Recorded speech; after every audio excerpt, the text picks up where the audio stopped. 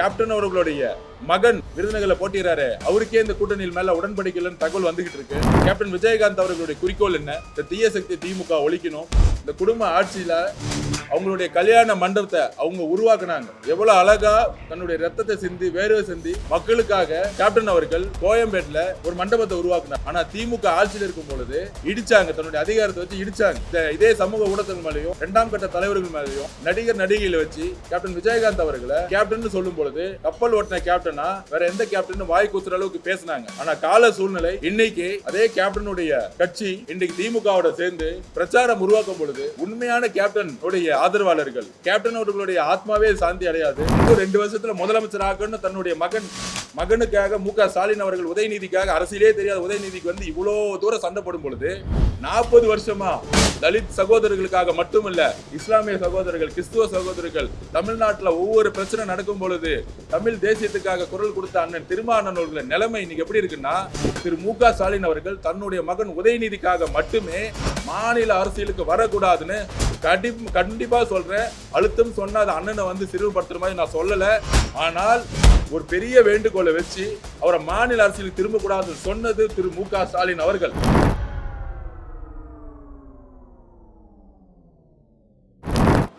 எல்லோருக்கும் வணக்கம். ஒரு 2 மாசத்துக்கு முன்னாடி திமுக திராவிட முன்னேற்ற கழகம் ஒரு 26 கட்சியை கூட்டணியை உருவாக்கின பிறகு தன்னுடைய போலி பிரச்சாரம்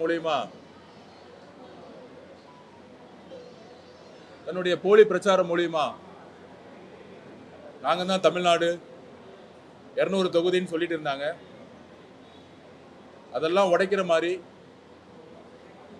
மக்களுடைய எழுச்சி, குறிப்பாக தாய்மார்கள், அம்மாக்கள், தங்கைகள், பெண்களுடைய எழுச்சி ஒவ்வொரு தெருவிலையும் ஒவ்வொரு வீட்டில இருந்து தமிழகம் முழுவதும் நாங்கள் பிரச்சாரம் செய்யும் போது மிகப்பெரிய அளவில் வீட்டை விட்டு வெளியே வந்து பூவெல்லாம் தூவுறாங்க மாடியிலிருந்து. அந்த அளவுக்கு தமிழகம் முழுவதும் டிவிகேவுடைய வேட்பாளர்கள் எல்லோரையும் வரவேற்கிறாங்க. களத்தில் திமுகவே இல்லை. வேட்பாளர்கள் போன இடத்துல எல்லாம் வந்து மக்கள் வந்து துரத்துறாங்க. தென் மாவட்டங்கள்லாம் வந்து வேட்பாளர் போகும்போது ஊருக்குள்ள வரக்கூடாதுன்னு சொல்லிட்டு இருக்காங்க. ஸோ அந்த மாதிரி 24 கட்சி கூட்டணிகள் சேர்த்தாலும் 2021 திமுக ஒரு கூட்டணியை உருவாக்கி ஒரு மக்களுடைய எழுச்சி அப்போ உருவாக்குனாங்க. ஏன்னா அன்னைக்கு அதிமுக பிஜேபியோட சேர்ந்து மிகப்பெரிய ஊழல்ல ஆட்சி உருவாக்குறதுனால அன்னைக்கு ஒரு எழுச்சி இருந்துச்சு. திரு மு.க. ஸ்டாலின் அவர்கள் மாற்றத்தை உருவாக்குவார்னு நினைச்சாங்க 21. ஆனால் இந்த 5 வருஷம் ஒண்ணுமே செய்யல. தன்னுடைய குடும்பத்துக்காக தன்னுடைய மருமகன், தன்னுடைய மகனுக்கு வந்து முதலமைச்சராக்கணும், தன்னுடைய மகன் உதயநிதி ஸ்டாலின் அவர்களை முதலமைச்சராக்கணும். அடுத்தது தன்னுடைய மருமகனை ராஜ்யசபா எம்பி ஆக்கி கனிமொழி மடத்தை ஒழிச்சு டெல்லியில் வந்து உட்கார வைக்கிறதுக்கு அடுத்த வேலையை பண்ணிட்டு இருக்காங்க. அப்படி சொந்த தங்கைக்கே மு.க. ஸ்டாலின் அவர்கள் துரோகம் செய்து பெண்கள்லாம் வந்து திமுக பக்கம் இருக்கிறாங்கன்னு சொல்லிட்டு இன்னைக்கு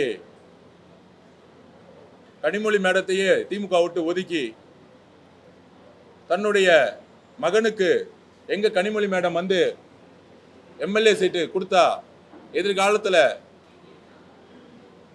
திறமையின் அடிப்படையில் அவங்க திமுக தலைவராகி இல்லை தேர்தல் அரசியலில் மக்கள் செல்வாக்கு பெற்றுவாங்கன்னு சொல்லிட்டு கனிமொழி மேடத்தையும் ஒதுக்கிட்டாங்க. தன்னுடைய பார்ட்டியில் இருக்க ஜெனரல் செக்ரட்டரி துரைமுருகனுமே ஒதுக்கிட்டாங்க.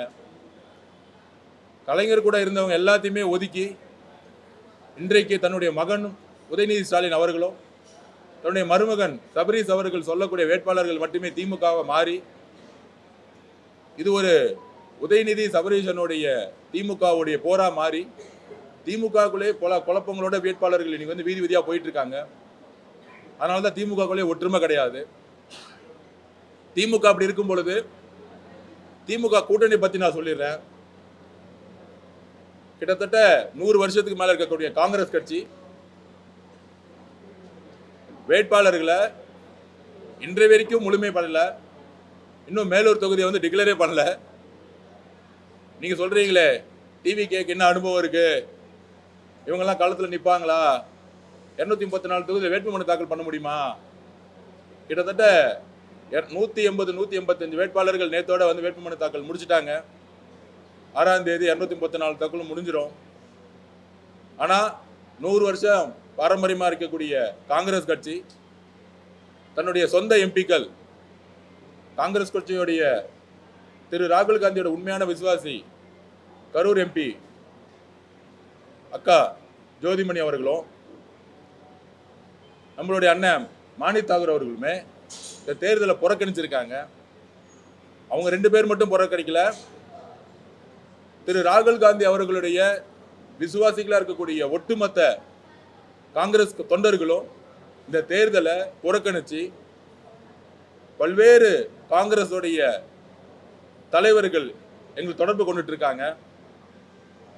இன்றைக்கு டெல்லியால் பின்புற வாசல்ல இருந்து உருவான திரு அண்ணன் செல்வ பெருந்தகை அவர்கள் திமுக யார் யாரெல்லாம் சேர்ந்தாங்களோ அழிச்சிருக்காங்க. அதுக்கு உதாரணம் நம்மளுடைய ஐயா வைகோ அவர்கள் மதிமுக தொகுதிக்கு 4 சிம்பிள் திமுக சிம்பிள் கொடுக்குறாங்க. இது என்ன ஒரு ஜனநாயக அத்துமீறல்? அப்புறம் எதுக்கு கட்சி ஆரம்பிச்சாரு மதிமுக தலைவர் வைகோ அவர்கள்? அது திமுகவே இருந்திருக்கலாமே. மதிமுகல இருந்து கேண்டிடேட் போட்டுறேன்னு சொல்லியிருக்காங்க. 4மே திமுக சிம்பிள்னா அதுக்கு என்ன மீனிங்? அவங்க திமுகவோட எம்எல்ஏன்னு அர்த்தம். அப்ப திரு மு.க. ஸ்டாலின் சாருடைய நோக்கம் என்ன?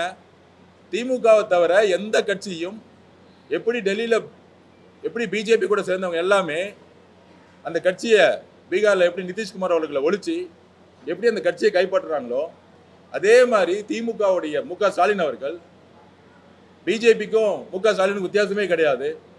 ஒரு ஜனநாயகமான தலைவர் அப்படின்னா கலைஞர் கூட இதை செஞ்சதே கிடையாது. ஒரு ஜனநாயகமான தலைவர்னா கூட்டணி கட்சிகளுக்கு மரியாதை கொடுத்துருக்கணும்.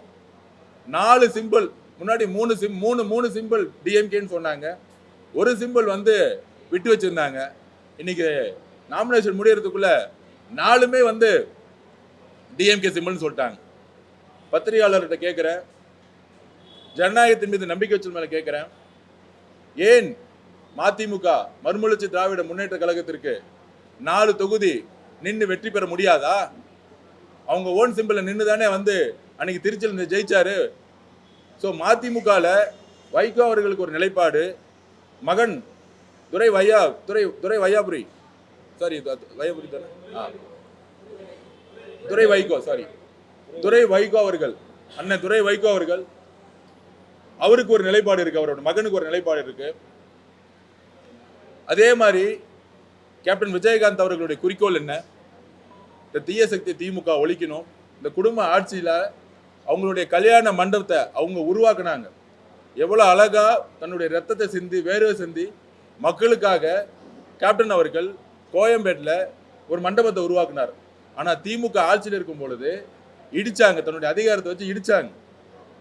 இதே சமூக ஊடகங்கள் மேலேயும் 2ஆம் கட்ட தலைவர்கள் மேலேயும் நடிகைகளை வச்சு கேப்டன் விஜயகாந்த் அவர்களை கேப்டன் சொல்லும் பொழுது கப்பல் ஓட்டின கேப்டனா வேற எந்த கேப்டன் வாய் கூசுற அளவுக்கு பேசினாங்க. ஆனா கால சூழ்நிலை இன்னைக்கு அதே கேப்டனுடைய கட்சி இன்றைக்கு திமுகவோட சேர்ந்து பிரச்சாரம் உருவாக்கும் பொழுது உண்மையான கேப்டன் ஆதரவாளர்கள், கேப்டன் அவர்களுடைய ஆத்மாவே சாந்தி அடையாது. ஏன்னா நாங்க அவர் மேல எப்பயுமே ஒரு மரியாதை வச்சிருக்கோம். அந்த அளவுக்கு இப்ப கேப்டன் அவர்களுடைய மகன் விருதுநகரில் போட்டிடுறாரு, அவருக்கே இந்த கூட்டணியில் மேல உடன்படிக்கைன்னு தகவல் வந்துகிட்டு இருக்கு.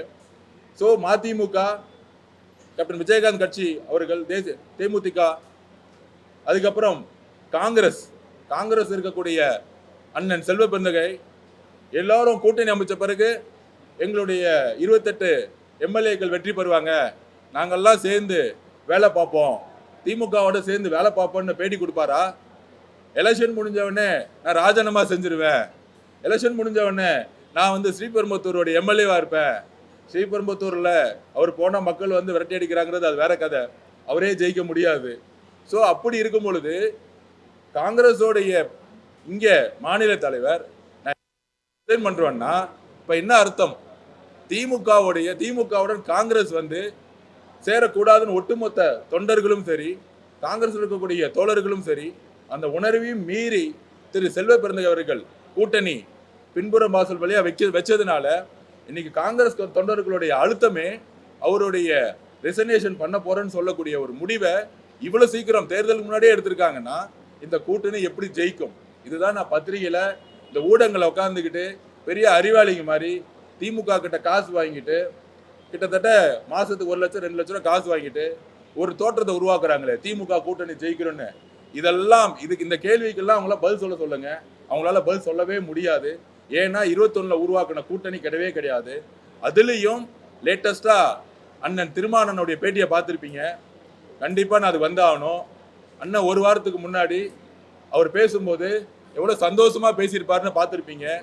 மக்கள்கிட்ட நான் மாநில அரசியலுக்கு மக்களுக்காக நான் வரேன், நான் காட்டுமன்னார் கோயிலில் நான் நிற்க போகிறேன், பிசிகேவை பலப்படுத்த போகிறேன், அதனால் வந்து புதியவர்கள்லாம் வாய்ப்பு கொடுத்து கட்சியில் யார் யாரெல்லாம் திமுகவோட ஆதரவு இருந்தாங்களோ, இப்போ ஷானவாஸுக்கு வந்து எம்எல்ஏ சீட்டு வேணும்னா அண்ணன் திருமானன்ட்ட கேட்டிருக்கணும், எந்த தொகுதி வேணும்னு கேட்டிருக்கணும். ஆனால் அவர் முதலமைச்சர்கிட்ட போய் ஸ்ட்ரெயிட்டாக கேட்டார், அது திருமானனுக்கே தெரியல. ஸோ இந்த மாதிரி ஒவ்வொரு கட்சியிலையும் திமுகவுடைய விசுவாசிகளையும் அடிமைகளையும் உருவாக்கிட்டு ஒவ்வொரு கட்சியும் கைப்பற்றுறது தான் திமுகவுடைய மிகப்பெரிய சூழ்ச்சி. அது என்னன்னா பணபலம், அவங்களுடைய ஊழல், அப்புறம் அதிகாரம். இந்த குடும்பம் மட்டுமே இருக்கக்கூடிய அதிகாரம் மற்ற கட்சிகளையும் சூறையாடுறாங்க, மற்ற கட்சிகளுடைய உழைப்பையும் திருடுறாங்க, மற்ற கட்சிகளுடைய தொண்டர்களை அவமானப்படுத்துறாங்க. ஒவ்வொரு கட்சிக்கும் பெரியார் என்ன சொன்னார்? ஒரு தனி மனிதனை பார்த்து சொன்னார், சுயமரியாதையோடு இருக்கணும்னு சொன்னார். சுயமரியாதை எங்கிருந்து வந்தது? தன்னுடைய சொந்த கால நிக்கிறதுல இருக்கு. ஸோ ஒவ்வொரு கட்சியும் தொண்டர்களை உருவாக்கி ஒரு கொள்கையை உருவாக்கி ஒவ்வொரு கட்சியும் தேர்தல் அரசியல நிக்கிறதுக்கான காரணம் தன்னுடைய கட்சி தன்னுடைய கொள்கையை மக்கள்கிட்ட நிலைநாட்டி வெற்றி பெற்று எம்எல்ஏக்களை உருவாக்குறதும் எம்பிக்களை உருவாக்குறதும் மக்களுக்கு சேவை செய்யறது தான். ஆனா அந்த அடிப்படை கடமையான ஜனநாயகத்தையே திமுக குழி தோண்டி தன்னுடைய சொந்த கட்சிக்கே இது புதைச்சிச்சு. எதிர்கட்சிக்கு சேர்ந்த அரசியல் வேற, எங்களை பாக்குற அரசியல் வேற. ஆனா 24 கட்சி கூட்டணின்னு சொல்றாங்களே, அதுல 7 கட்சிக்கு மேல பேர் யாருக்கும் தெரியாது மக்களுக்கு. ஸோ அப்படி இருக்கும் பொழுது கம்யூனிஸ்ட் தோழருக்கு அழுத்தம் கொடுத்து 6ல இருந்து 5ஆ குறைச்சி அவங்களை சிறுமைப்படுத்தி அவங்க அந்த கட்சியை வந்து ஒழிக்கிறதுக்கான வேலையை செய்யறது தமிழக வெற்றி கழகம் கிடையாது, திமுகங்கிறத நான் பதிவு பண்ணி ஒவ்வொரு 5 வருஷமும் தேர்தல் வரும்பொழுது மட்டும்தான் திமுக கடைசி 5 நாள்ல நாமினேஷனுக்கு முன்னாடி இந்த திருட்டுத்தனத்தை செய்யுது. அதை நாங்கள் வன்மையாக கண்டிக்கிறோம். எங்கெல்லாம் ஆதிக்கம் இருக்கோ, எங்கெல்லாம் ஜனநாயகத்துக்கு எதிராக ஒரு செயல் இருக்கோ அங்கெல்லாம் பெரியார் குரல் கொடுத்தார், அண்ணா குரல் கொடுத்தார். ஆனால் அண்ணா உருவாக்கிய கட்சி, ஜனநாயகத்துக்காக உருவாக்கிய கட்சி, அன்னைக்கு எப்படி வந்து பக்தாச்சலம் வந்து காங்கிரஸ்ல ஒரு அதிகார மீறலை உருவாக்கும் பொழுது மக்கள் எரிஞ்சாங்களோ, அதே மாதிரி ஸ்டாலின் சார் இன்னைக்கு ஒரு பக்தாச்சலமாக மாறி இருக்கிறாரு. அவரு கூட்டணி கட்சியே ஒழிக்கிறதுக்கான எல்லா வேலையும் பார்த்திருக்காரு. அதோட இதுதான் மதிமுகவை தன்னுடைய சுயத்தை ஒழித்து 4 எம்எல்ஏ திமுகவா மாத்தி இன்னைக்கு அந்த கட்சியே ஒழிச்சிருக்காரு. அதுல லேட்டஸ்டா விடுதலை சிறுத்தைகள் கட்சி அண்ணன் திருமானன் ஒரு வாரத்துக்கு முன்னாடி நான் மாநில அரசுக்கு வரேன், மாநில அரசியல தேர்தல் முடிஞ்சோடனே களம் மாறுன்னு அவர் சொன்ன நோக்கம் என்ன? நான் வரும்பொழுது விசிகாவை இன்னும் வந்து அடுத்த 2031 வளர்ச்சியை உருவாக்க போறேன் அப்படி ஒரு அர்த்தத்தை சொன்னாரு. ஆனால் அண்ணன் வந்து நேற்று தேர்தல் அரசியலுக்காக அவர் எப்பயும் சொல்ற மாதிரி தான் பிஜேபி தமிழ்நாட்டில் வந்துடும், அதுக்காக தன்னை தியாகம் பண்ணலாம்.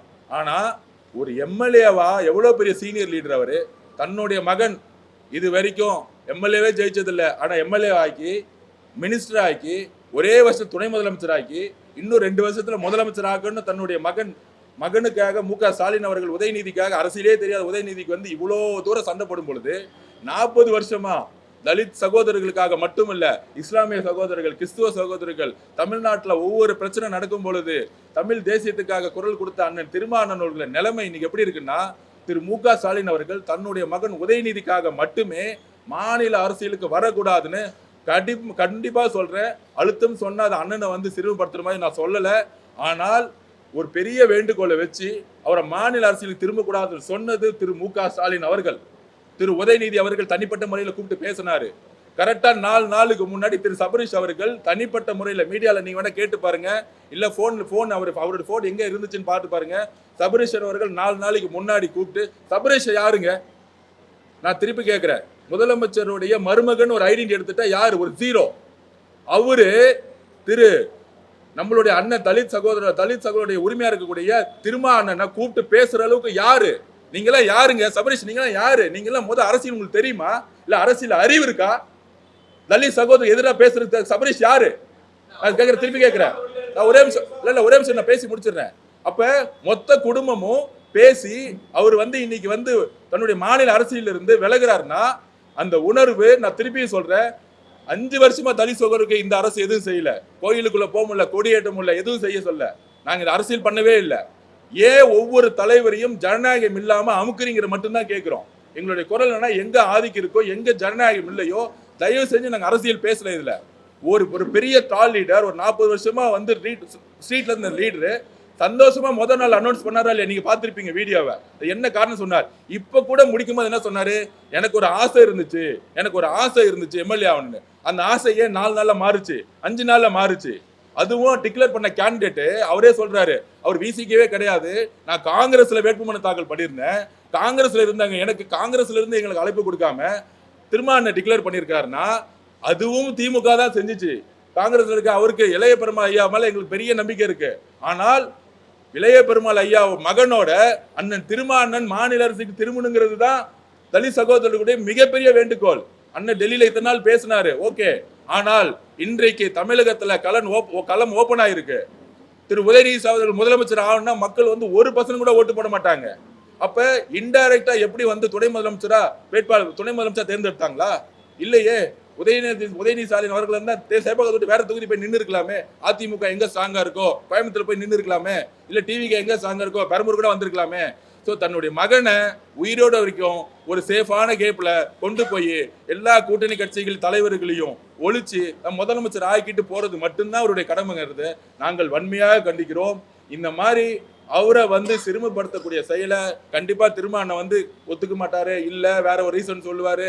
இல்ல நான் ஜனநாயக பூர்வமா நான் இன்னொருத்தருக்கு வாய்ப்பு கொடுத்தேன்னு சொல்லுவாரு. அந்த வாய்ப்பையே நாளே கொடுக்கல. எவ்வளவு சந்தோஷமா ஆசைப்பட்டேன்னு சொன்னாரு. அவரை ஒரு பெரிய டாலிடர் திரும்ப ஒரு எம்எல்ஏவா கூட இங்க வந்துடக்கூடாது, தமிழ்நாட்டில் அரசியல் வரக்கூடாதா? அவர் டெல்லி, அதாவதுங்க திமுக ஒண்ணுதாங்க, உதயநிதி ஸ்டாலினுக்கு யார் வந்தாலும் டெல்லிக்கு எம்பி சீட்டு கொடுத்து, வைகோட பையனுக்கு டெல்லியில சீட்டு கொடுத்துட்டாங்க. சொந்த அமைச்சர்களோட பையன் எல்லாத்துக்கும் டெல்லி சீட்டு கொடுத்து அமைச்சிருவாங்க. ஏன் தெரியுங்களா? அவருடைய பையனுக்கு யாருமே போட்டியா வரக்கூடாது. நீங்க ஒரு மேட்ச் விளையாடுறீங்கன்னு வச்சுக்கோங்க, ஆப்போசிட்டே விளையாடாம ரன்னிங் பண்ணணும்னா 10 பேர் ஓடணும். எல்லாத்தையும் காலி பண்ணி நான் மட்டும் ஓடி ஜெயிக்கக்கூடிய நிலைமையை திமுக தன்னுடைய பணமளத்தால் உருவாக்கிட்டு, இந்த ஜனநாயகம் மிகப்பெரிய ஆபத்தான ஜனநாயகங்கிறத மட்டும் தான் நாங்க பதிவு பண்றோம். நாங்க வேற எதுவும் சொல்ல வரல. இந்த குற்றச்சாட்டு இது கிடையாது, நடந்த உண்மை இது. பத்திரிகையாளருக்கு தெரியும், மக்களுக்கு தெரியும், தலித் சகோதரர்களுக்கு தெரியும், பிசிகேல இருக்கக்கூடிய அண்ணன் கூட இருக்கக்கூடிய ஒட்டுமொத்த சகோதரர்களுக்கு தெரியும். அவர் எவ்வளவு தூரம் ஆசைப்பட்டாரு. வேட்புமனு 4ஆம் தேதி பண்றதுக்கு ரெடியா இருந்தாரு. எல்லாமே சீக்கிரமா பண்ணி விசிகே கட்சியை இன்னைக்கு அமைதி பண்ணி வச்சுட்டாங்க, வளர்ச்சியை நிப்பாட்டிருக்காங்க. மதிமுகவை எம்எல்ஏ இல்லாம ஒழிச்சிட்டாங்க. திமுக யாருங்க? திமுக எதுக்கு சிம்பிள் கொடுக்கணும்? நான் ஒண்ணு கேட்கிறேன். நீங்க பெரிய கூட்டணி தானே, 2024 ஜெயிச்சிங்கல்ல, அப்ப 22 தொகுதி தானே நின்றுச்சு. மித்தவங்க நின்னாங்கல்ல, 18 தொகுதி நின்னாங்கல்ல. 22 தொகுதினா அப்ப எத்தனை தொகுதி? 100 டெக்னிக்கலா யோசிச்சு பாருங்க. 132 தொகுதி தானே திமுக நின்றுச்சு. அப்ப மட்டும் கூட்டணி கட்சிகள் எப்படி எம்பியா ஜெயிச்சாங்க? எப்படி அவங்க சிம்பிளா நின்னாங்க? விசிகே 2 சிம்பிளா நின்று ஜெயிச்சாங்கல்ல. அவங்க நின்ன 12 தொகுதியில குறைஞ்சபட்சம் 10 தொகுதி ஜெயிச்சாங்க விசிகே. கரெக்டு தானே என்ன கேட்டது? அப்படி அந்த சிம்பிளுக்கு மக்கள் ஓட்டு போட்டாங்க. ஓட்டு போட மாட்டாங்க அப்படின்னா திருச்செல் எப்படி துரை வைகோ நின்று ஜெயிச்சாரு? அவருடைய சிம்பிள் தானே நின்று ஜெயிச்சாரு. 6 தொகுதி திருச்சியில ஓட்டு போட்டாங்கல்ல. அப்ப மட்டும் 6 தொகுதி வருதுல எம்எல்ஏ, அப்ப மட்டும் அந்த சிம்பிளை ஜெயிக்க முடியாது. ஆனா எம்எல்ஏ எலெக்ஷன் வரும்போது மட்டும் ஒவ்வொரு கட்சியும் அழுத்தி எம்எல்ஏவை உருவாக்கூடாது. என்ன அழுத்தம்? மாநில அரசியல் தான் ஒரு கட்சியோட பிரதானம். போய் டெல்லியில போய் சண்டை போறது ஒரு கட்சியோட பிரதானம் இல்ல. அது 2வது கொள்கை. மாநில அரசியல ஜெயிக்கிறவங்க தான் மத்திய அரசியல போய் சண்டை போட முடியும். ஆனா ஒன்றிய அரசியல சண்டை போடணும்னா மாநில அரசியல முதல் ஜெயிக்கணும்.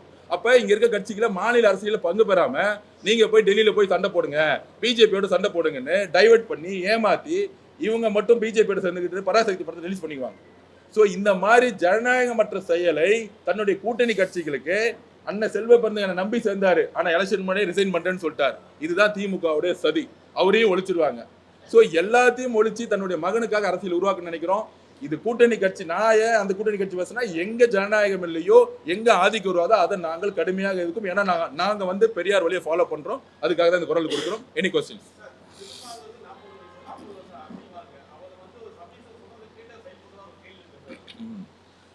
அதாவதுங்க, அண்ணனுடைய நோக்கம் ஒன்னே ஒண்ணுதான்.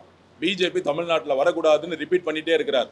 ஆனா நான் திருப்பியும் பதிவு பண்றேன், அந்த ஒரு நோக்கத்துக்காக காம்ப்ரமைஸ் பண்ணும் பொழுது தன்னை நம்பி இருக்கக்கூடிய மக்கள், முக்கியமா தலித் சகோதரர்கள், பிசிகேக்கான அழுத்தங்கள் வர வர வர இந்த 5 வருஷம் திமுகனால ஒவ்வொரு தெருவிலும் பிசிகாவுடைய தொண்டர்களும் தலித் சகோதரர்கள் அனுபவிக்காத கஷ்டமே கிடையாது. வேங்க வயல் பிரச்சனையிலிருந்து, வேங்க வயல் பிரச்சனை எவ்வளவு பெரிய பிரச்சனை, யாரு ஏறி கண்டுபிடிச்சாங்களோ அவங்க மேலே எஃப்ஐஆர் போட்டாங்க. அந்த அழுத்தம் எல்லாமே நீங்க எல்லாம் சேர்ந்து திருமாவளவனை திட்டினீங்க. திருமாவளவன் மேல தவறு கிடையாது, அவர்கிட்ட அதிகாரம் கிடையாது, அவர் மினிஸ்டர் கிடையாது, அவர் முதலமைச்சர் கிடையாது. நான் திருப்பியும் சொல்றேன். ஆனால் பிஜேபி வரக்கூடாதுன்னு ஒரு கூட்டணி வச்சுக்கிறதுக்காகவே அவருடைய அழுத்தத்தை அவர் வந்து ஃபேஸ் பண்ணிட்டு இருக்காரு. ஆனா முதலமைச்சரை பார்த்து எத்தனை பேர் அந்த கொஸ்டின் கேட்டாங்க? தலித் சகோதரர்கள் பிரச்சனை ஆச்சுன்னா உடனே திருமாவளவன், உடனே ராஜா அண்ணன் பார்த்து கொஸ்டின் கேட்கணும். ஆனா தலித் சகோதரர்கள் பிரச்சனை ஆச்சுன்னா முதலமைச்சர் பார்த்து யாரும் கொஸ்டின் கேட்க மாட்டாங்க. உதயநிதி ஸ்டாலின் அவர்கள் வந்து ஏன் வந்து அந்த வந்து அங்க போலன்னு கேட்க மாட்டீங்க? டெப்டி சிஎம்மா இருக்கிறார், ஏன் அங்க போலன்னு கேட்க மாட்டீங்க? வேங்கவேல் பிரச்சனைக்கு ஏன் இது வரைக்கும் உதயநிதி அவர்கள் போலன்னு கேட்க மாட்டீங்க?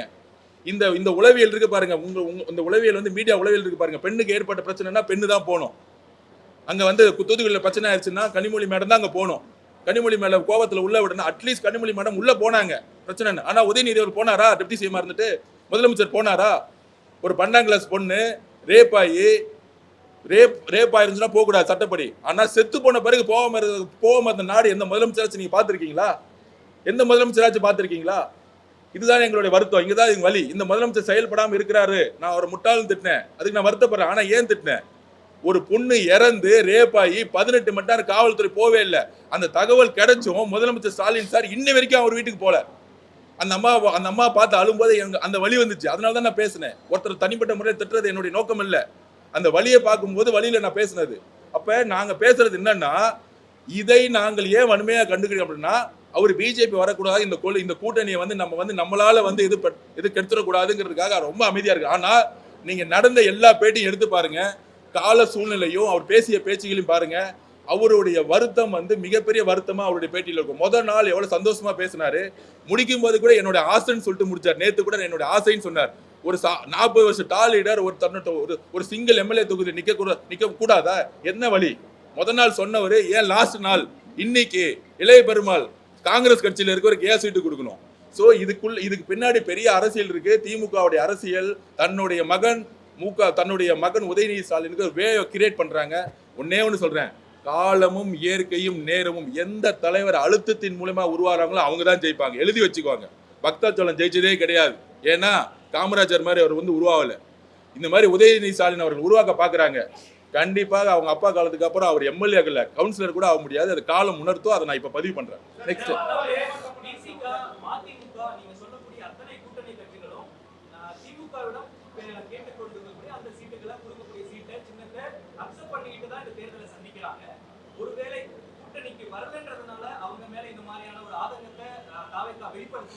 சார், நாங்க ஒன்னே ஒன்று சொல்றோம்.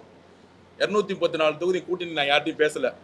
இது வரைக்கும் ஒரு கூட்டணி உருவானா ஒரு குழுவை போடுவாங்க, கூட்டணி பேச்சுவார்த்தை குழுன்னு போடுவாங்க. இது வரைக்கும் தமிழக வெற்றிக்கழகம் கூட்டணி பேச்சுவார்த்தை குழுன்னு போட்டதே கிடையாது. நம்பர் 1, அதை நான் பதிவு பண்ணிடுறேன். எங்களுடைய கோரிக்கை என்னன்னா, ஜனநாயக சக்திகளா இடதுசாரி சிந்தனை கொண்டு உருவான தலைவர்கள் எல்லாத்தையும் ஒரு அழுத்தம் கொடுத்து வேற வழியே இல்லாதனால ஒரு ஜனநாயகமற்ற செயலை செய்யும்போது கேட்கிறோம். இது எப்படி இருக்குன்னா, ஒரு ஊர்ல ஒரு பண்ணையார் இருக்காரு. நீங்க உங்க கேள்விக்கே வர, ஒரு பண்ணையாருக்கு வந்து 500 சம்பளம் கொடுக்கறதுல 200 கொடுக்குறாங்க. அந்த பண்ணையார் வந்து அந்த மக்களுக்கு ஒரு வழி இல்லை. அவர் ஒரு உணர்வோட அந்த காசு வாங்குறாங்க. ஆனா ஒருத்தர் எந்திரிச்சு இல்ல நீங்க 200 வாங்கினது 500 தப்புன்னு சொன்னீங்கன்னா அதுக்கான காலம் வரும்.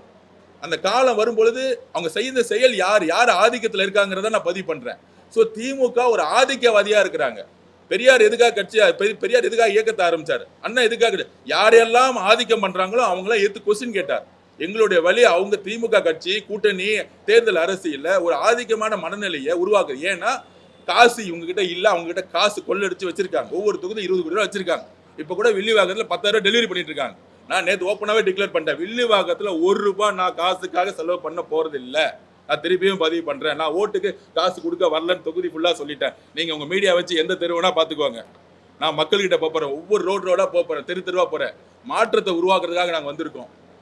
ஸோ நாங்க பதிவு பண்றது மாற்றத்தை உருவாக்கும் பொழுது மக்களை காசு கொடுத்து ₹3,000 ₹10,000 இன்னைக்கு திமுகவோட இங்க இருக்க எம்எல்ஏ ₹10,000 கொடுக்க ஆரம்பிச்சிட்டாரு. ஆனால் இருந்தாலும் நாங்கள் வீடு போகும்போது குடும்பமா வராங்க. எங்களுடைய கட்சி நாங்க சொல்றோம் நாளைக்கே நாங்க ஜனநாயகத்திலிருந்து விலகணும்னா நீங்க என்ன கொஸ்டின் வேணா கேட்கலாம், நான் பதில் சொல்ல ரெடியா இருக்கிறேன். எங்களுடைய அரவணைப்பு இருக்கவங்களுக்கு ஆட்சியிலும் பங்கு அதிகம் எங்களோட அடிப்படை கொள்கை. அது வந்தாங்க வரலங்கிறது பத்திக்காக நாங்க ஒரு பெரிய கூட்டணி வரங்காக சொல்லல. தமிழ்நாட்டில் ஒரு ஜனநாயகம் மலரணும்னு நினைச்சோம். அதுக்காக தான் அது ஒரு கொள்கையை வச்சோம். திமுக ஒரு ஆதிக்க சக்தியா இருக்கு, அதை நாங்க கண்டிக்கிறோம். வேற ஒண்ணும் இல்ல. 24 கட்சி சேர்ந்திருந்தாலும் இந்த கட்சியில் இருக்க தொண்டர்கள் விலகிட்டாங்க. அதனாலதான் காங்கிரஸ்ல நிறைய கட்சி விலகிட்டு இருக்காங்க. நீங்க இன்னும் ஒரு 4-5 பேர் எம்பிஸ் விலகிறதுக்கு ரெடியா இருக்காங்க. எக்ஸ் எம்பிஸ்லாம் நீங்க பாப்பீங்க கூடிய சேர்த்துல.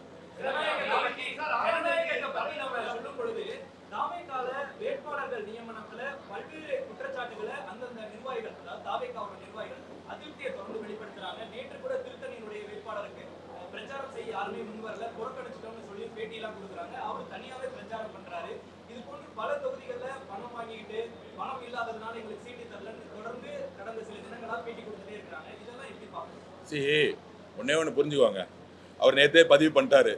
அவர் ஒரு அட்வொகேட் ப்ரொஃபஷனல், யாரும் இங்கே அரசியல்வாதி கிடையாது. முதல் முறையில் நிற்கிறாங்க. எல்லாருமே கட்சியோடைய கட்டமைப்புன்னு பார்க்கும்போது அவர் டீ குடிக்க ஒரு வாக்கிங் போயிருக்காரு தனியாக. அதை மீடியா பதிவாயிருச்சு. அடுத்த நாளே திருப்பி அவர் 100 பேரோட போக ஆரம்பிச்சிட்டாரு. அவர் சொன்னார், நான் தனியாக ஜாலியாக வாக்கிங் போய் டீ குடிக்க தான் போனேன் நான். அதை வேற மாதிரி பதிவு பண்ணிட்டாங்க.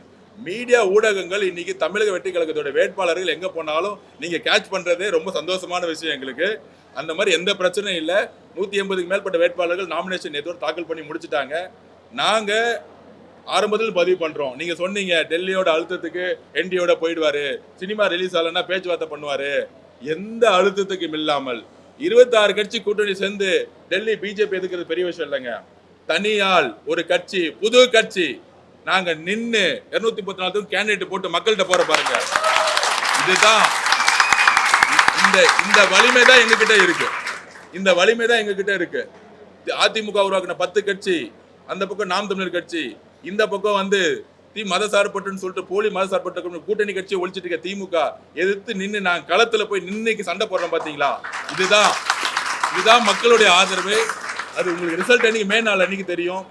அவர் பாண்டிச்சேரி போனாரு. பாண்டிச்சேரியில அவ்வளவு மக்கள் இருக்காங்க. நேற்று தான் முதல் நாள் பார்த்துருப்பீங்க. நேற்று பாண்டிச்சேரியில எந்த கட்சி வேட்பாளர் வீட்டை விட்டு வெளியே வரல. ஏன்னா எல்லா தெருவுலையும் மக்கள் ஒட்டுமொத்த மக்கள் எங்களை நோக்கி வந்துட்டாங்க. திருச்சி போறோம், 5 மணி நேரம் முடங்குது. அடுத்தது சுற்றுப்பயணம் 6ஆம் தேதி 7ஆம் தேதியிலிருந்து பர்மிஷன்ஸ் வந்துகிட்டு இருக்கு. ஒட்டுமொத்த பயணம் 21ஆம் தேதி வரைக்கும் நாங்கள் சொல்லும் பொழுது தமிழகம் மிகப்பெரிய வேவ்னு சொல்லக்கூடிய ஒரு அலையை உருவாக்கும். அது மிகப்பெரிய எழுச்சி உருவாக்குறத நான் பதிவு பண்றேன்.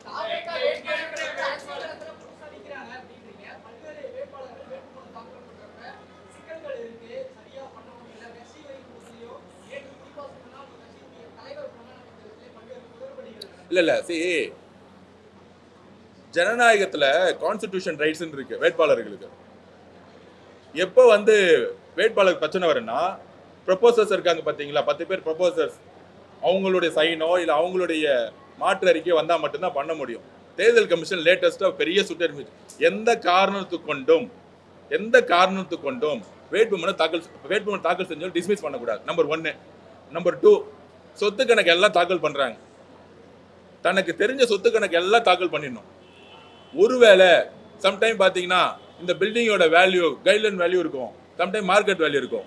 அதில் ஏதாவது ஒரு கொஸ்டின் ரைஸ் ஆகுதுன்னா திருப்பியும் எத்தனை டிராஃப்ட் வேணால் நம்ம பதிவு பண்ண முடியும். 6ஆம் தேதி முடிகிற வரைக்கும் ஒரு வேட்பாளர் 4 ஃபைல் பண்ண முடியும், 4 அப்ளிகேஷன் ஃபைல் பண்ண முடியும். அதில் எத்தனை அப்ளிகேஷன் வேணால் நீங்கள் ஆட் பண்ண முடியும்.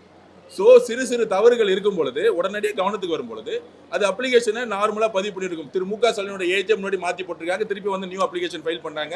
இதெல்லாம் ஒரு நடைமுறையான ஒரு இயற்கையான ஒரு சம்பவமே தவிர அதுக்கப்புறம் தன்னுடைய சில பேருக்கு தன்னுடைய மனைவியோட ரெக்கார்ட்ஸ் இருக்கும். அது அட்மை நாலேஜ் தான் போடுவாங்க. சில பேருக்கு தெரிஞ்சிருக்கும், சில பேர் தெரியாமல் இருக்கும். நீங்கள் வந்து முன்னால் இப்போ இருக்க கரெக்ட் ஃபினான்ஸ் மினிஸ்டர், டெல்லியோட ஃபினான்ஸ் மினிஸ்டர் வந்து பார்த்தீங்கன்னா எனக்கு வந்து தெரியலன்னு சொல்லிட்டு நாமினேஷன் பண்ணியிருந்தாங்க. ஸோ இந்த மாதிரி சின்ன சின்ன விஷயங்கள் சோசியல் மீடியாவில் வந்து சும்மா ரூமர்ஸ் பரப்பப்படுது. அது வந்து உங்களுக்கு தெரியும், யார் வந்து பெண் நிறுவனம் வந்து எல்லா ரூமர்ஸும் பரப்பிட்டு இருக்கு. எங்களுடைய நாமினேஷன், தலைவரோட நாமினேஷன் சரி, எல்லாத்தோட நாமினேஷன் சரி, பக்காவாக லீகலாக பக்காவாக போயிட்டு இருக்கு. அது எதெல்லாம் சேர்க்கணுங்கிறத, ஃபார் எக்ஸாம்பிள் இப்போ தலைவர் மேலே வந்து 2 எஃப்ஐஆர் போட்டிருக்காங்க. இதுதான் காவல்துறையோட மிகப்பெரிய தவறு. இதுதான் திமுகவோட அரசியல் சொல்றோம். இப்போ என் மேலே எஃப்ஐஆர் போட்டால் இதுவும் தெரிஞ்சுக்கணும். அது சோசியல் மீடியா நிறைய விமர்சனம் பண்ணிட்டு இருக்காங்க. இப்போ என் மேலே எஃப்ஐஆர் போட்டால் எனக்கு வந்து நோட்டீஸ் சர்வ் பண்ணியிருக்கணும், நான் அது தெரிஞ்சிருக்கணும், இல்லை விசாரணைக்கு போயிருக்கணும். ஆனால் எங்களுக்கு தெரியாமலேயே எஃப்ஐஆர் போட்டு வச்சிருப்பாங்க போலீஸ், அந்த காவல்துறையில். அதெல்லாம் வந்து நான் வந்து நாமினேஷனில் வந்து ஃபைல் பண்ணல, அதனால வந்து கேன்சல் பண்ண முடியலாம், பண்ணவே முடியாது. அட் மை நாலேஜ் தான் இருக்க முடியுமே தவிர, எனக்கு தெரிஞ்சு எனக்கு நோட்டீஸ் கொடுத்து நான் விசாரிச்சு என் மேலே கிரிமினல் கூட்டம் இருந்தால் நான் பதிவு பண்ணும். எனக்கு தெரியாமலே எஃப்ஐஆர் போட்டு அதை வந்து காவல்துறை வந்து திமுகவோட பேச்சை கேட்டுக்கிட்டு உள்ள வச்சிருந்தாங்கன்னா அதெல்லாம் கோர்ட்ல நிற்காது. எலெக்ஷன் கமிஷனோட ரிட்டர்னிங் ஆஃபீஸர் வந்து 1-2 ஃபார்முலா தான் பார்க்க முடியும். சைனிங்கு இதெல்லாம் அக்கௌண்ட்ஸ் கரெக்டாக இருக்கா இல்லையாலாம் வந்து பார்த்தீங்கன்னா கிளைம் பண்ணாங்கன்னா கோர்ட்டுக்கு தான் போகுமே தவிர எந்த ரிட்டர்னிங் ஆஃபீஸர் கேன்சல் பண்ணுற அதிகாரம் கிடையாது.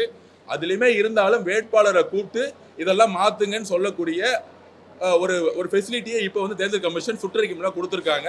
ஸோ எல்லா நாமினேஷனும் சிறப்பாக செயல்படும். வார் ரூம் டிவிகே கழகத்தில் வார் ரூம் வந்து எலெக்ஷன் ஆஃபீஸ் போட்டு கிட்டத்தட்ட 150 அட்வொகேட்ஸ் வந்து எல்லா வேட்பாளர்களையும் கண்காணித்து நாங்கள் கரெக்டாக தாக்கல் செஞ்சுட்டு இருக்கோம். கண்டிப்பாக நல்லது நடக்கும்.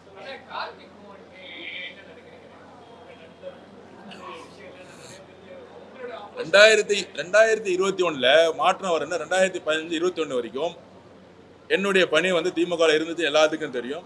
அப்போ எல்லாரும் சேர்ந்து ஒரு விஷயத்துக்காக உருவாக்கணும். திரு மு.க. ஸ்டாலின் அவர்கள் எப்பயுமே சொல்லுவார், நான் காமராஜ் ஆட்சி உருவாக்குறதுக்காக தான் வரேன், கண்டிப்பாக குடும்ப ஆட்சி இருக்காது, ஊழல் செய்ய மாட்டான். ஆனால் ஜெயித்த 3 மாசத்துல தன்னுடைய சபரீஷன் அவர்கள் நண்பர்கள் சேர்ந்து எல்லா விதமான டிபார்ட்மெண்ட்லையும் ஊழல் செய்ய ஆரம்பிச்சாங்க.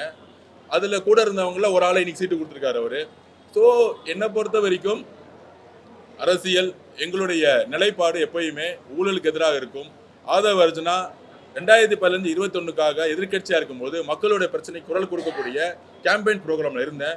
ஆனால் எப்பொழுது அதிகாரம் வந்து ஊழல் மற்றும் எதிர்கட்சியாக இருக்கும்போது ஃபார் 8 வழி சாலை இருக்கக்கூடாது சொன்னாங்க. ஆனால் 8 வழி சாலையில் இன்னைக்கு வந்து அதே ப்ராஜெக்டை பண்ணிட்டு இருக்காங்க. இது மாதிரி எப்பெல்லாம் வந்து மக்களுக்கு எதிராக திரும்பும் பொழுது அங்கிருந்து வேலைக்கு அண்ணன் திருமாவளவன் சேர்ந்தேன். ஸோ இது தெரிஞ்சது தான், ஜனநாயகத்தில் எல்லாரும் போட்டியிடலாம். ஒன்று தான், அவங்க காசு நம்பி வராங்க, இங்கே இருக்கக்கூடிய ரவுடிசம் நம்பி வராங்க. இப்போ கூட 104ல் நான் வந்து ஒரு கவுன்சிலர் என்னுடைய பூத் லெவல் ஏஜென்ட்டோடைய வீட்டுக்கு போயிருந்தேன். அந்த அம்மா வந்து கெட்ட வார்த்தையில் பேசியிருக்காங்க, அவதூறாக பேசியிருக்கிறாங்க, மிரட்டி இருக்கிறாங்க. ஸோ இந்த மாதிரி ரவுடிசம் இங்கே இருக்கக்கூடிய ஜெயின் இவங்களாம் சேர்ந்து ரவுடி எங்களோட ஆஃபீஸ் வந்து தூக்கியிருக்காங்க. 104 ஆஃபீஸே போட முடியல. இந்த மாதிரி நாங்கள் அடக்குமுறைக்கும் காசு வந்து இப்பயே வந்து லோட் பண்ணி ஒவ்வொரு பூத்துலையும் வந்து காசை லோட் பண்ணி குறைஞ்சபட்சம் 5000 ரூபா கொடுத்து முக்கியமான ஏரியாவில் 10,000 ரூபா கொடுக்கறதுக்கான வேலை பண்ணிட்டு இருக்காங்க.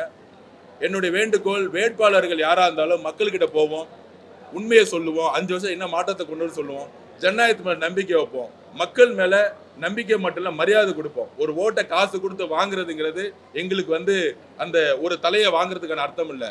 ஒவ்வொரு குடும்பத்தோட எதிர்பார்ப்பு அடுத்த 5 வருஷம் 10 வருஷத்துக்கான ஒரு நல்ல ஆட்சி அமையணும், ஒரு நல்ல ஹெல்த் கிடைக்கணும். இங்கே ரோடு கிடையாது, கழிவறை தண்ணி எல்லா பக்கம் சுற்றிட்டு இருக்கு. அந்த மாதிரி நிறைய பிரச்சனைகள், அடிப்படை பிரச்சனைகளே இங்கே தொகுதியில் இல்லை. அண்ணா நகருக்கும் வில்லிவாக்கத்தில் பார்த்தீங்கன்னா பல்வேறு பிரச்சனைகள் எக்கச்சக்கமாக இருக்குது. அதை நாங்கள் மக்கள்கிட்ட பதிவு பண்ணிட்டு இருக்கோம். மக்களும் கிட்டத்தட்ட 10 வருஷமா திமுக எம்எல்ஏ மாறி மாறி வேட்பாளர் போடுறாங்களே தவிர 5 வருஷத்துக்கு முன்னாடி வேற வேட்பாளர், இப்போ வேற வேட்பாளர், இப்போ பக்கத்துல இருந்து இன்னொரு வேட்பாளர். மக்கள் திமுக மேல நம்பிக்கை இழந்துட்டாங்க. இங்க முதலமைச்சர் குடும்பமே பிரச்சாரம் பண்ணாலும் மக்களுக்கு அவங்களுக்கு தெரியாது.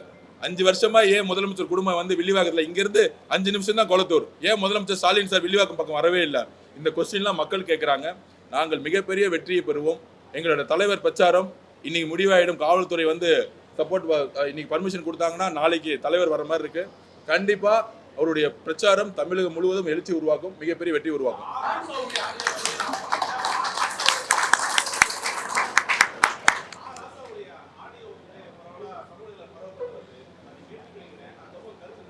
இல்ல, அதான் சொல்றேன், கலைஞரால் யாரெல்லாம் உருவாக்கப்பட்டாங்களோ இப்ப வந்து அண்ணன் ஆராசா எங்க இருக்காருன்னே தெரியல, அவர் எங்க பிரச்சாரம் பண்றாருன்னு தெரியல. அதுதான் நிலைப்பாடு. அது என்ன பிரச்சனைனா, அவர் ராசா வந்து ஒரு தலித் அவர்கள். ஸோ திமுக குடும்பம் வந்து எப்படின்னா எல்லாம் வேலை வாங்கிட்டு எப்படி எம்ஜிஆரை தூக்கி எறிஞ்சாங்களோ அதே மாதிரி ராசாவோட ஆடியோ வெளியே விட்டதே திமுக தான். ஸோ இந்த மாதிரி யார் யாரெல்லாம் பிடிக்காதோ, யார் யாரெல்லாம் தலைமைக்கு வந்து விசுவாசமா இல்லையோ, கட்சிக்கு விசுவாசமா இருப்பாங்க. நான் எப்பவுமே சொல்லுவேன், அண்ணா ஐ பெரியசாமியை எலெக்ஷன் முடிஞ்சவொடனே ஒதுக்குனாங்க. ஆனால் செந்தில் பாலாஜி எடுத்துட்டு வந்து 4 பெரிய டிபார்ட்மெண்ட் கொடுத்தாங்க. ஐ பெரியசாமி என்ன அன்னைக்கு 2021 திண்டுக்கல்ல அங்க இருக்கிற 30 தொகுதி ஜெயிக்கிறதுக்கு முக்கியமான காரணமா இருந்தார். ஆனா ஏன் அவருக்கு வந்து செந்தில் பாலாஜி என்ன இம்பார்ட்டன்ட் கொடுக்கல? எங்க இருந்தோ வெளியே வந்து வந்தவருக்கு ஏன் இம்பார்ட்டன்ட் கொடுத்தாங்க? இதுதான் பிரச்சனை. திமுக ஊழல் மட்டுமே செய்யவங்கள கூட முக ஸ்டாலின் அவர்கள் 5 பேர் கூட வச்சுக்கிட்டு அவங்கள வேலுவர்கள் ஊழல் பண்ணுவாரு, நேரு அவர்கள் ஊழல் இந்த 5 பேர் வச்சுக்கிட்டு திமுக நடத்தினா, நான் ஒண்ணு கேட்கிறேன், கொள்கைன்னு பேசுறாங்க. செந்தில் பாலாஜிக்கு பெரியார்னா என்னன்னு தெரியுமா? தெரிஞ்சிச்சுன்னா என் கூட விவாதம் பண்ண சொல்லுங்க, நான் பேசுறேன். இல்ல உதயநிதிக்கு பெரியார் அவர்கள் என்ன தெரியுமா? நான் ஆல்ரெடி சொல்லிட்டேன். கலைஞர் டிவிக்கே கூப்பிடுங்க, இல்ல சன் டிவிக்கே கூப்பிடுங்க, பெரியார் அவர்கள் கொள்கையை பத்தி பேசுவோம். 1944 மாநாடுல என்ன பேசினாரு, இருமொழி கொள்கையை பத்தி ஏன் வலியுறுத்தினாரு, ஒவ்வொன்றா பேசுவோம். ஆனா தெரியாது, வெறும் காசு, மீடியா செட்டிங் எல்லாம் டீம் போட்டு பேசிட்டு இருக்காங்க. மக்களுக்கு உண்மை தெரியும். திமுக ஸ்டாலின், முதலமைச்சர் ஸ்டாலின் தன்னுடைய மகனுக்காக மட்டுமே இந்த தேர்தலை உருவாக்கிட்டு இருக்காரு. ஆனால் அவர் மகள் எந்த காரணத்துக்கு கூட முதலமைச்சராக முடியாது. தமிழக மக்கள் 77 எப்படி எம்ஜிஆர் கொண்டு வந்தாரோ எழுதி வச்சுக்குவாங்க. 50 வருஷங்களில் தமிழக வரலாற்றுல அரசியல் மாற்றம் உருவாகிட்டு இருக்கு. இதை பத்திரிகையாளர்கள் வந்து நம்புறீங்களா இல்லையோ, மக்கள் எங்கெங்கெல்லாம் போறாங்களோ நம்பி பாருங்க. நீங்களே தெருவில் போய் விசாரிச்சு பாருங்க. 100 பேர்ல 70 பேர் டிவிக்கேன்னு சொல்லுவாங்க. அது நடக்கும், வெற்றி பெறுவோம். தேங்க்யூ. கூடி சீக்கிரம் அவருடைய பிரச்சாரத்தை 21 வரைக்கும் எங்கெங்க இருப்பாருங்கிறது நாங்கள் வெளியிடுவோம். தேங்க்யூ.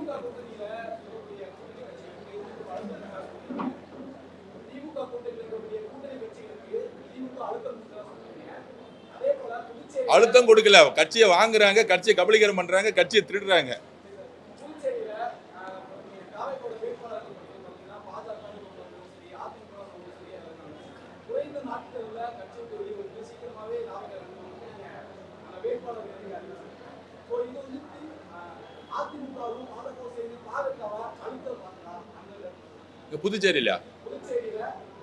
புதுச்சேரியில என்ன ரிசல்ட் நேத்தே பார்த்திருப்பீங்க.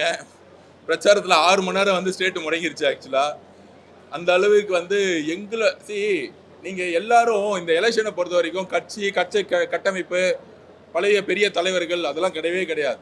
நேற்று வந்தது எப்படின்னா, வந்து பழைய மரங்களை ஒரு புயல் வந்து தூக்கி எறியும் பாருங்க. ஒரு புது விஷயத்தை ஒரு புயல் வந்து அழிச்சு புது விஷயத்தை உருவாக்கும். அந்த மாதிரி தான் அரசியல் மற்றும் பாண்டிச்சேரியில் புதுச்சேரியில் நடந்துகிட்டு இருக்கு. கண்டிப்பா எங்களுடைய கால்குலேஷன் 12 14 எம்எல்ஏ அங்க தாவேக்கா வந்து ஜெயிக்கும்னு வந்து எங்களோட ரிசல்ட் இருக்கு. கண்டிப்பா பாண்டிச்சேரி ஜெயிக்கும்ங்கிறத நாங்க பதிவு பண்றோம்.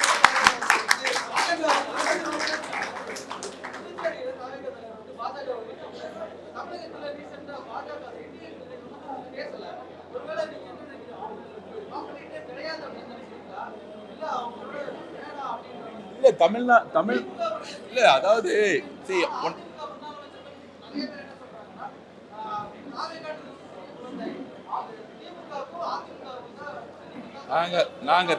நாங்க திரும்பி பதிவு பண்றோம். ஒரு கேம்ல ஃபைனல்ஸ் வரும்போது ரெண்டு பேர் தான் இருப்பாங்க. இந்தியா மேட்ச் வந்து இந்தியாவுக்கும் ஆஸ்திரேலியாவுக்குன்னா இந்தியா ஆஸ்திரேலியா தான் சண்டை போட முடியும். செமிஃபைனல்ஸ் தோத்தவங்களும் சண்டை போட முடியாது. களத்துல அதிமுகவும் பிஜேபியும் களத்திலே கிடையாது. பிஜேபி காரங்கள பிஜேபியில் இருக்க அண்ணாமலையே அவ்வளோ பெரிய விரக்தியில் இருக்கிறாரு இந்த கூட்டணிக்காக. உங்களுக்கு அவருடைய பேட்டிகள் செயல்பாடுகளே தெரியும். அழுத்தம் கொடுத்து அவரே அந்த இடத்துல உட்காந்துட்டு இருக்காரு. ஸோ அதனால அந்த கூட்டணியை பொறுத்த வரைக்கும் இபிஎஸ்ஐ நம்பி உருவான கூட்டணி. அங்க வந்து நீங்க சொல்றீங்க அதிமுக ஸ்ட்ரக்சர் இருக்கு, ரெட்டையில இருக்கு அப்படின்னு. அதிமுக கூடிய 25-26% வந்து எங்களுக்கு எப்பயோ மூவ் ஆயிடுச்சு. தமிழக வெற்றி கழகம் புரட்சி தலைவர் அம்மாவுக்கு அப்புறம் நம்பிக்கையை வந்து அதிமுக தொண்டர்களே இபிஎஸ் மேல இழந்துட்டாங்க. ஸோ அதனால வந்து நாங்க வந்து அவங்க பத்தி ஏன் பேச மாட்டேங்கிறோம், களத்திலே கிடையாது. எதுக்கு வந்து பேசணும் திருப்பி. அதனால தான் நாங்க பதிவு பண்ணிட்டு இருக்கோம். பிஜேபியை பத்தி நாங்க வந்து அங்க அடிச்சோம். ஏன்னா பிஜேபி ஒரு ஆளுங்கட்சி அங்க இருந்துட்டு இருக்கு, அதனால அடிச்சோம். இங்க பிஜேபிக்கு 3% 4% மேல கிடையாது. அதனால அவங்க பத்தி பேசுறதுனால எந்த விதமான மைனஸ் எங்களுக்கு கிடையாது. எங்களுடைய பிரச்சனை டிவிகே டிஎம்கேங்கிற கள உருவான பிறகு லோக்கல்ல இருக்க மாநிலத்தோட முதலமைச்சரை தேர்ந்தெடுக்கக்கூடிய ஒரு அரசியல் இது. கண்டிப்பாக பேசுவோம். அதுல கொள்கை ரீதியா எங்கெங்கெல்லாம் பிஜேபி முரண்படுது அங்க குரல் கொடுத்துட்டே இருக்கும். குரல் கொடுத்ததுனாலதான் இன்னைக்கு சொல்றேன், ஜனநாயக படத்தை எங்களால ரிலீஸ் பண்ண முடியல. அதுக்கு பாஜகவுடைய அதிமுகவுடைய திமுக 3 பேர் சேர்ந்த ஒரு கூட்டணி தான் இந்த படத்தை நிப்பாட்டுச்சு. ஆனால் நாங்கள் கடுமையாக குரல் கொடுத்துட்டு தான் இருக்கிறோம். அதை நாங்கள் மக்களுக்கும் தெரியாது. தேங்க்யூ.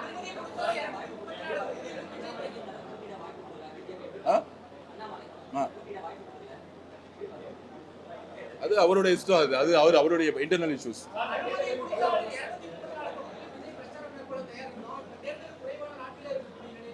இல்ல எல்லா டிஸ்ட்ரிக்ட்ல அனுமதி கேட்டுட்டோம்.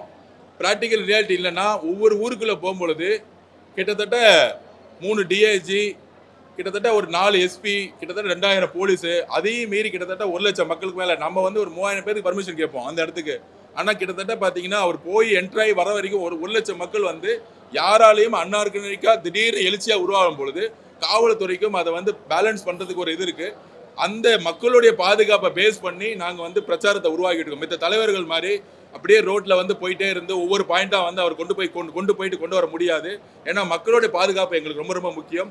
மக்கள் பாதுகாப்பை ஏற்ற முறையும் காவல்துறை ஒவ்வொரு மாவட்டம் திருச்சியில வந்து நல்லா சப்போர்ட் பண்ணாங்க. நாங்க அங்க வந்து திருச்சி காவல்துறையை நாங்க வந்து குறை சொல்லவே இல்லை. திருச்சி காவல்துறைக்கு நன்றி நான் வந்து ஏற்கனவே பதிவு பண்ணியிருந்தோம். அங்கிருந்து கஷ்டப்பட்ட டிசி, ஏசி, இன்ஸ்பெக்டர் எல்லாத்துக்கும் பதிவு பண்ணோம். அதில் கூட என்னுடைய காவல்துறை நண்பருக்கு வந்து காரில் அடிப்பட்ட உடனே கோயம்புத்தூர்ல கங்கா ஹாஸ்பிட்டல் போகணும்னு சொன்னார். உடனே நான் போய் பார்த்து பண்ணேன் நான். அது ஏன்னா மக்கள் அவ்வளோ கூட்டம் கூடும்போது காவல்துறையை சமாளிக்க முடியல. எந்த இடத்துல நிற்கணும்னு கூட அவங்களால முடியல. ஸோ அந்த மாதிரி காவல்துறைக்கு நான் கூட இருந்து சப்போர்ட் பண்ணி அவருடைய பிரச்சாரத்தை வந்து உருவாக்கிட்டு இருக்கோம். இப்போ புதுசாக டிஜிபி மாறி இருக்காங்க. அவருக்கு எங்களுடைய வாழ்த்துக்கள். அவர் ரொம்ப நேர்மையானவர். சிட்டியோடைய கமிஷனரை மாற்றணும் நான் கேட்டுகிட்டே இருக்கோம். கூட சீக்கிரத்தில் அவர் மாற்றினா சென்னை பிரச்சனை முடிஞ்சிச்சு. மித்த சிட்டி கமிஷனர்லாம் மாற்றிக்கிட்டு இருக்காங்க. ஸோ காவல்துறை நேர்மையாக ஒரு பாதுகாப்பை எங்களுக்கு கொடுத்து மக்கள் பாதுகாப்பை உறுதிப்படுத்தும் பொழுது எங்களுடைய பயணம், எங்கள் தலைவரோட பிரச்சாரம் மிகப்பெரிய அதிர்வலை உருவாக்கும். தேங்க்யூ.